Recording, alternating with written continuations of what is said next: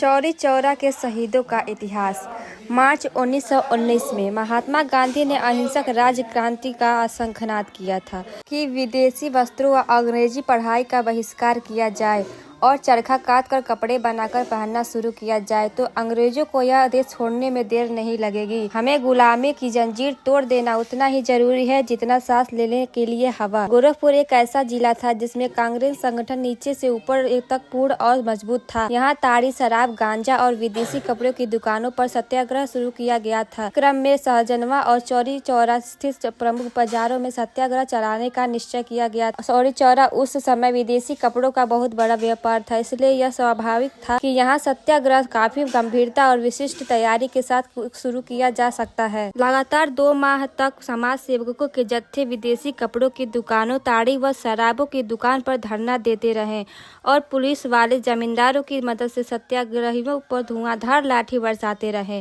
रिसाल के घोड़े भगाए गए, किंतु घोड़ों की टापों से कुचले जाने पर भी सत्याग्रहियों ने न तो साहस छोड़ा और न ही आतंकित हुए। 4 फरवरी 1922 को तीसरा शनिवार पड़ा था। उसी दिन बड़ी तैयारी के साथ जत्थे निकले थे और यह भी निश्चय कर लिया गया था कि चाहे कितना भी अत्याचार हो, पीछे नहीं हटा जाएगा। उसी दिन एकत्रित लगभग 400 सेवकों को अलग अलग जत्थों में बांटा गया। लोगों ने ब्रह्मपुर में स्थापित कांग्रेस कार्यालय में से चौरी चौरा की ओर प्रस्थान किया। चौरी चौरा थाने के सामने पहले जत्थे के पहुंचते ही सिपाही, आर्म्ड गार्ड, घुड़सवार, चौकीदार उनके ऊपर टूट पड़े। अधिक मार के कारण स्वयं सेवकों ने खतरे की सीटी बजाई।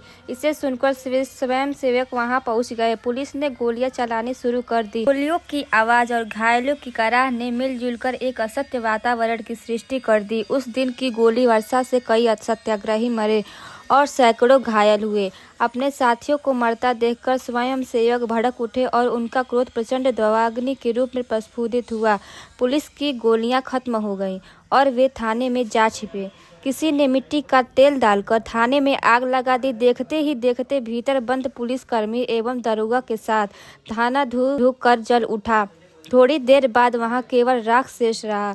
दरोगा की पत्नी को छोड़कर 23 पुलिसकर्मी ने जान हाथ से धोना पड़ा।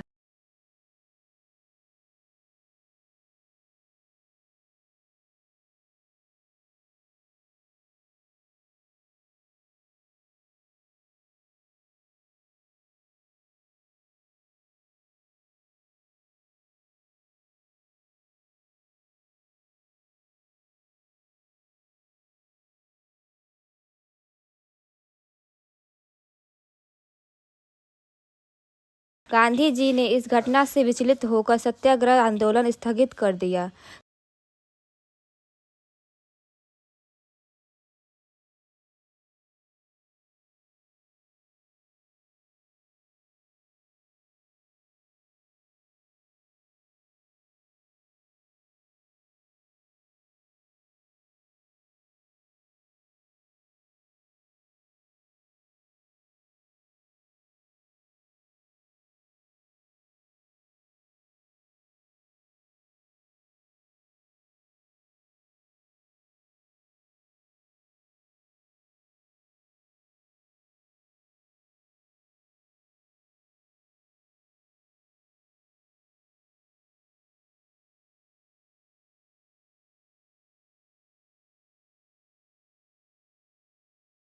और 19 व्यक्तियों को 2 जुलाई 1923 ईस्वी को फांसी पर लटका दिया गया।